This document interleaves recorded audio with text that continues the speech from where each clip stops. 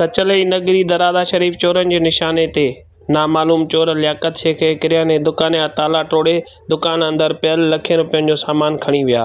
हफ़्ते अंदरि वधंदड़ वारदातुनि जो अंगु सत थी वियो। बदअमनीअ ख़िलाफ़ समाजी अॻुवान, शहरी ऐं दुकानदारनि शटरबंद हड़ताल करे दरगाह सचल सरमरह जी गेट अॻियां एहतिजाजी मुज़ाहिरो कयो।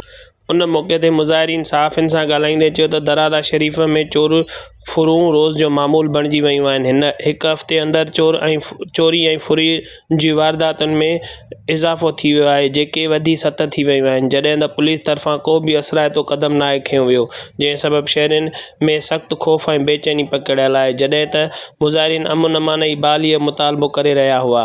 हिननि चयो त जेकॾहिं फौरी तौर ते ॾुहनि में मुलविज़ माण्हुनि खे गिरफ़्तार न कयो वियो त एहतिजाज जो दाइरो वधायो वेंदो।